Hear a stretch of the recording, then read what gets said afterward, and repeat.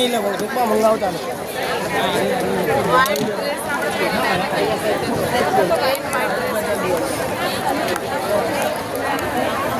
શેમાં મૂકશો? સાંજે પડદા પર આવશે.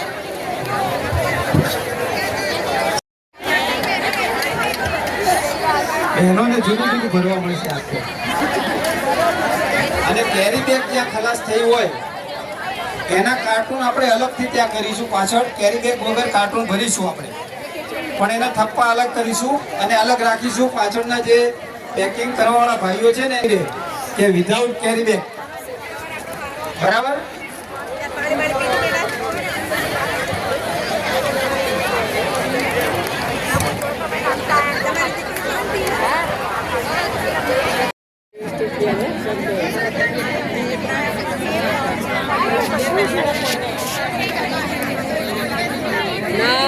એમાં કેવું કે પેલા પછી પૂરો કરવાનો પછી વિડીયો કરે કસમ મુક્તિ નહીં તો આવી બનશે આપણા બધા.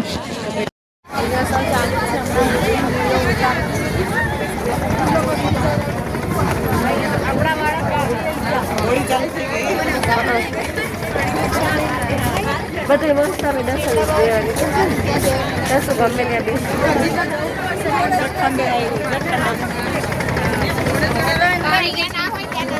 ત્યાં હોય તો આપણે ઉતર્યા એટલે પાર્કિંગમાં છે. ફોટો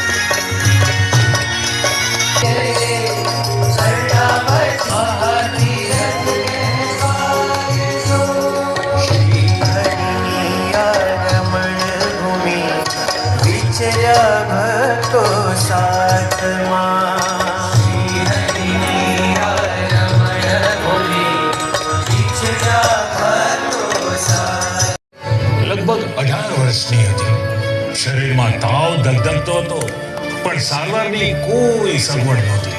તેમ છતાં લેશ માત્ર આકળા થયા વિના એમણે સહન કરે રાખ્યું. એમણે સહન કર્યું, પણ બીજાએ સહન ના કરવું પડે એ માટે તેઓએ કેટલી આરોગ્ય સેવા કરી છે એ તમને ખબર છે? અરે એમના પ્રતાપે આજે બીએપીએસ સંસ્થા દ્વારા દેશ વિદેશમાં લાખો દર્દીઓ અને પીડિતોની સારવાર થઈ રહી છે. અદ્યતન અસ્પતાલો, ચલ ચિકિત્સાલયો, રોગ નિદાન યજ્ઞો, રક્તદાન યજ્ઞો, નિઃશુલ્ક દવા વિતરણ વગેરે દ્વારા આજે બીએપીએસ સમાજને સ્વસ્થ રાખી રહી છે. નારાયણ સ્વામીએ તો ભારે કર્યા. આખી એ વખતે બીજાની સેવા તો જવા દો, એમને પોતાને જમવા માટે પણ જોડી માંગવી પડતી. હા, આખી આંબલીવાળી પોળ એમણે ભિક્ષાની જોડી માંગીને પાવન કરી છે. ત્યારે ભલે ભિક્ષા માંગી હોય દાદાજી, પણ આગળ જતા એમણે કરોડો લોકોને જમાડીને એમની આચરણી ઢાળી છે. એ પછી રાહત કાર્યો હોય, મંદિરમાં ચાલતા સદાવ્રતો હોય કે સમયા ઉત્સવો હોય, સૌને જમાડવામાં તેઓએ ક્યારેય પાછું વળીને જોયું જ નથી. અરે ફક્ત આ કોરોના કાળમાં જ આ સંસ્થાએ 1 કરોડ ને 20 લાખ લોકોને ભોજન પહોંચાડ્યું છે. વાહ ભાઈ, વાહ ભાઈ, વાહ. અરે હા, મને એક બીજી વાત યાદ આવી. જેમ તેઓની પ્રમુખ તરીકેની વરણી આ આંબલીવાળી પોળમાં થયેલી ને, તેવી જ રીતે તેઓ પણ એ ઘટના સાવ સાધારણ લાગે ને એવી હતી. પણ દાદાજી, એ વખતે સાધારણ રીતે દીક્ષા લેનારા શાંતિ ભગતે પ્રમુખ સ્વામી મહારાજ તરીકે 1200 જેટલા યુવાનોને દીક્ષા આપીને સનાતન ધર્મનો ડંકો વગાડી દીધો. પાયા તો પાતાડી નાખ્યા છે, પરંતુ સાથે સાથે સંસ્થા દ્વારા જન કલ્યાણના એવા કાર્યો કર્યા કે યુગો સુધી મજબૂત રહે એવા માનવતા અને સંસ્કૃતિના પાયા પણ તેઓ પૃથ્વીના પાતાળે નાખી દીધા.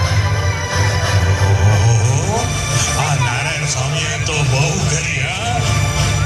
અને દાદાજી, આ બધું જ એમણે કર્યું, પણ એનો કોઈ ગુહાટો નહીં.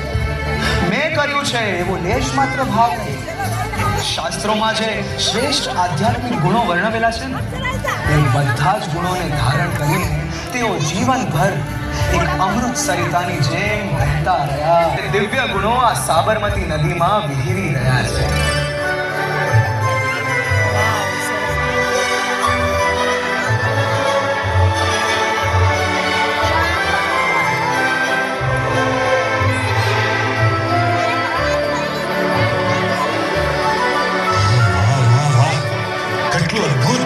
છે.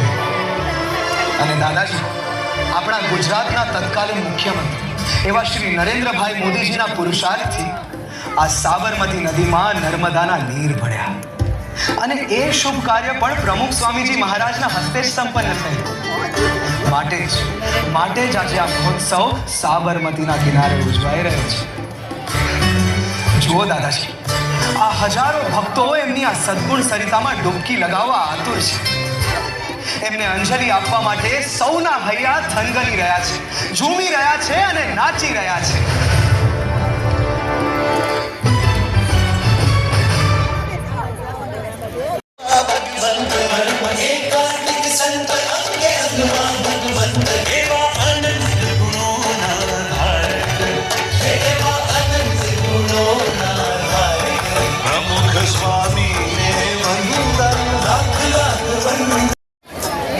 આ જગ્યાએથી, આ સાબરમતીના કિનારેથી મહાત્મા ગાંધીએ અહિંસા અને સત્યાગ્રહના શસ્ત્રથી આવડા મોટા દેશની એક પ્રચંડ સત્તાની જે આઝાદી, પ્રચંડ સત્તા જોડે આઝાદી અપાવવાની ઈચ્છા એમને પૂરી કરી. અને આજ અમદાવાદના એક મંદિરમાં આંબલીવાળી પોળમાં પ્રમુખ સ્વામી મહારાજ પાક્ષના પ્રમુખ પદની સેવાનો સ્વીકાર કર્યો અને 1950 થી 2016 સુધી એમને કરેલા બધા જ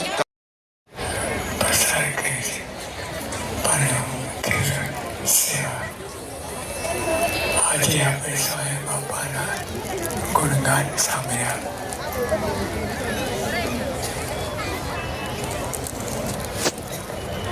આજે આપણે સ્વામી બાપાના ગુણગાન સાંભળ્યા.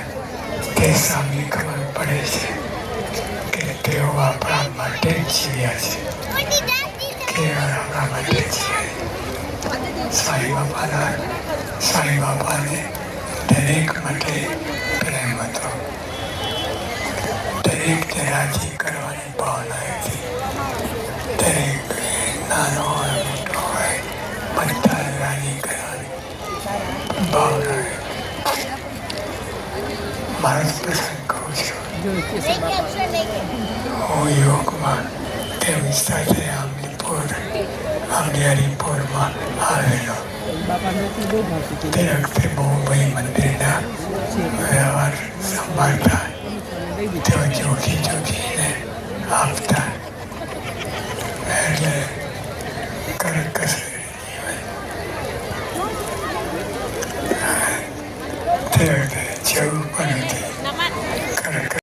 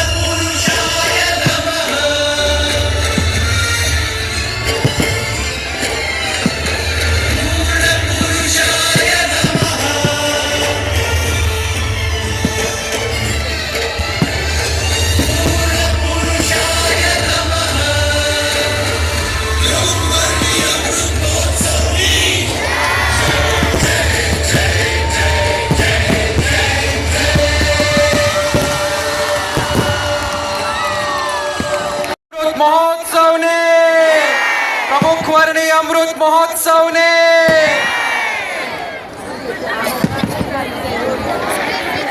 જે રીતે સ્વયંસેવકો સૂચના આપે એ પ્રમાણે જ આપણે આ સભા મંડપ છોડીશું. અટલ બ્રિજ ઉપરથી જ્યારે આપણે પસાર થવાનું થાય ત્યારે એની